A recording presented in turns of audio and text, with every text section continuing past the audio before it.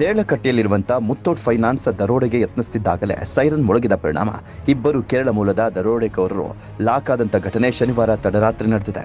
ಕೇರಳ ರಾಜ್ಯದ ಕಾಯಿಂಗಾಡ್ ನಿವಾಸಿ ಮುರಳಿ ಮತ್ತು ಕಾಸರಗೋಡು ನಿವಾಸಿ ಹರ್ಷದ್ ಕಟ್ಟಡದಲ್ಲಿ ಲಾಕ್ ಆಗಿ ಬಂಧಿತರಾದಂಥ ದರೋಡೆಕೋರರು ಶನಿವಾರ ತಡರಾತ್ರಿ ಸುಮಾರು 1:30 ಸುಮಾರಿಗೆ ದೇಳಕಟ್ಟೆ ಜಂಕ್ಷನ್ನಲ್ಲಿರುವಂಥ ಕಟ್ಟಡವೊಂದರ ಮೇಲಂತಸ್ತಿನಲ್ಲಿ ಕಾರ್ಯಾಚರಿಸ್ತಾ ಇರುವಂಥ ಮುತ್ತೋಟ್ ಫೈನಾನ್ಸ್ಗೆ ಕೇರಳ ಮೂಲದ 3 ದರೋಡೆಕೋರರು ಕನ್ನ ಹಾಕಿದ್ದಾರೆ.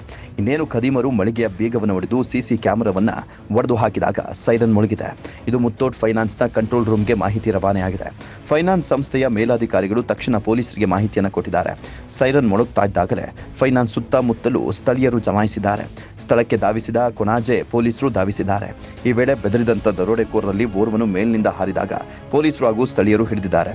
ಮತ್ತೋರ್ವನು ಕಟ್ಟಡದಲ್ಲಿ ಅಡಗಿ ಕುಳಿತು ಸಿಕ್ಕಿಬಿದ್ದಿದ್ದಾನೆ. ಇನ್ನೋರ್ವನು ತಪ್ಪಿಸಿ ಪರಾರಿಯಾಗಿದ್ದಾನೆ. ಈ ವೇಳೆ ಆರೋಪಿಗಳು ಕೃತ್ಯ ಎಸಗಲಿಕ್ಕೆ ತಂದಿದ್ದಂಥ ಡ್ರಿಲ್ ಮಿಷಿನ್ ಅನ್ನ ಪೊಲೀಸರು ವಶಕ್ಕೆ ಪಡೆದಿದ್ದಾರೆ. ಕಳೆದ ಜನವರಿ ತಿಂಗಳಲ್ಲಿ ಕೆಸಿ ರೋಡಿನ ಕೋಟೆಕಾರು ವ್ಯವಸಾಯ ಸೇವಾ ಸಹಕಾರಿ ಬ್ಯಾಂಕಿನ ಶಾಖೆಯಲ್ಲಿ ನಡೆದಿದ್ದಂಥ ದರೋಡೆಯು ರಾಜ್ಯ ಮಟ್ಟದಲ್ಲಿ ಸುದ್ದಿಯಾಗಿತ್ತು. ಇದೀಗ ದೇಳಕಟ್ಟೆಯ ಮುತ್ತೋಟ್ ಫೈನಾನ್ಸ್ನಲ್ಲಿ ನಡೆಯಲಿದ್ದಂಥ ಸಂಭವನೀಯ ದರೋಡೆ ಪ್ರಕರಣವನ್ನು ಪೊಲೀಸರು ತಪ್ಪಿಸಿದ್ದಾರೆ.